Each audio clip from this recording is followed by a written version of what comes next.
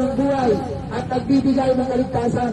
Kaya lang sabi ko sa iyo kaibigan, naalala mo, isang araw, kapag ikaw ay pumasok na sa matinding problema, matigatian, o kaya ikaw ay namalubang sakit na o karamdaman sa manig, kaibigan, isa lang ang pupuntahan mo, si Kristo lang.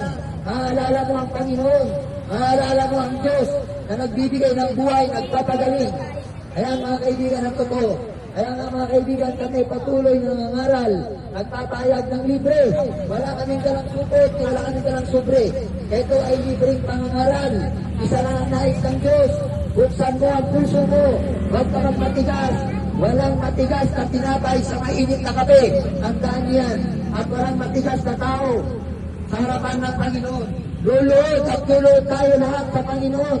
Hindi ko pwedeng hindi ka luluhod. Kahit anong tigas mo, kahit anong siga mo dito sa lupa, luluhod at luluhod ka pagdating ng oras sa Panginoon. Isa lang kaibigan, bigyan ka lang ng matinding sakit ni Satanas. Sigurado kaibigan, hahanapin mo yung Diyos na nagpapagaling, lalo na kapag cancer na inabot mo, o kaya ang sakit na walang lunas. Tandaan mo, maaalala mo yung Kristo na nagpapako sa krus, nagbigay ng buhay, alang-alang sa iyo, sa atin, at sa ating lahat. Yan ang katotohanan mga kaibigan.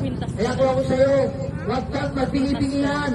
Kaya darating ang oras, mabubuksan mo ang tenga mo, at hahanapin mo ang Diyos na buhay, makapangyarihan, at gumagawa ng pagbabago sa tao. Yan ay gagaranti ako sa iyo kaibigan. Maaalala mo ang araw na ito. Kaya mga kaibigan, kung sino ka man, ngayon na nakikinig, salamat sa Panginoon, mabaipuin ka ng Diyos para ikaw ay makakilala at sumunod sa tunay na Diyos na pinapakilala namin. Dahil ang Diyos ko ngayon ay buhay, andun sa kanang trono ng Ama, nasa kalangitan siya, wala na siya dito sa lupa, nandun na siya sa kanang trono ng Ama, at patuloy na namamagitan para sa atin. Kaya nga po sinabi ng Biblia, siya ang daan, ang buhay at ang katotohanan, walang makakaparoon sa Ama, kundi sa pamamagitan ni Jesucristo. Kaya mga kaibigan, Jesus Christ is real. Ang si Jesus Christ ay totoo mga kaibigan. Siya ay buhay at makapangyarihan. At siya ang gumagalaw sa lahat ng ari-arian natin dito sa mundo. Kaya mga kaibigan, buksan mo ang iyong tenga. Huwag mong payagan na ito'y manatiling sarado. Ang iyong mata ay buksan mo. Huwag mong payagan na ito'y manatiling sarado ang iyong mata. Dahil kung bubuksan mo yan, makikita mo ang plano ni Kristo sa buhay mo. Makikita mo ang plano ng Diyos sa buhay mo, kaibigan. Hindi magagawa ng pera mo ang kaligtasan. Kahit ang dami ng pera mo, kaibigan, ito, garanti ako sa iyo. Pagdating sa kamatayan, hindi kayang buhayin, hindi ka bugtungan ang buhay mo ng iyong dami ng pera. Pero si Kristo, ang Diyos, kaya niyang bugtungan ang buhay mo. Kahit ikaw ay nasa bedridden na sa panahon ngayon. Sumampalataya ka lang kay Kristo, bibigyan ka niya ng mahabang buhay. Yan mga kaibigan ang katotohanan.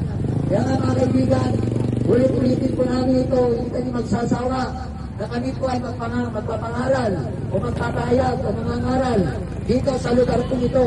Yung gustong makinig, makinig po kayo.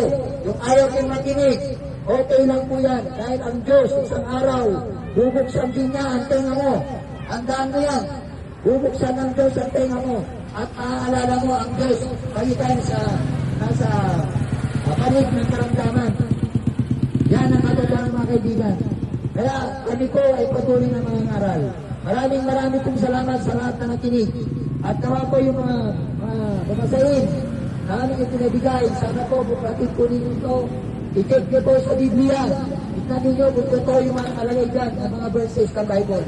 Maraming pong salamat sa inyo. Maraming salamat po.